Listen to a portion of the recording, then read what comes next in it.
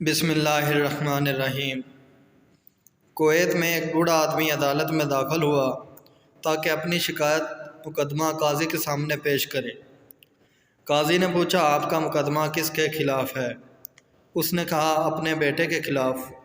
قاضی حیران ہوا اور پوچھا، کیا شکایت ہے؟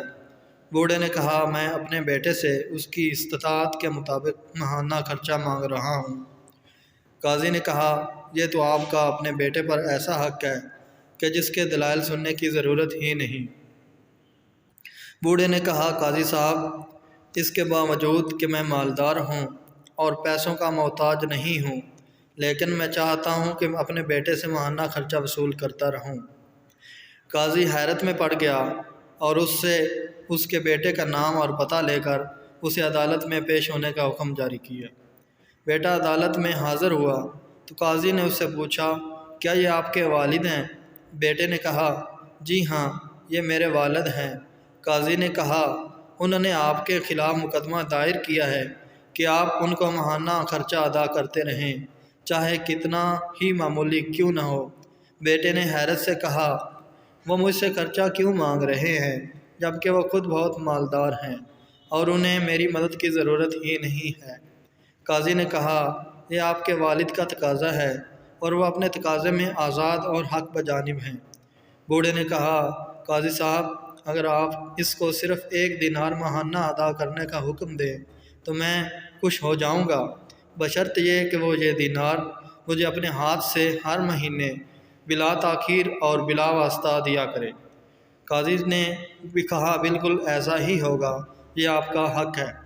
پھر قاضی نے حکم جاری کیا کہ فلاں ابن فلاں اپنے والد کو تا حیات ہر ماہ 1 دینار بلا تاخیر اپنے ہاتھ سے بلا واسطہ ادا کیا کرے گا۔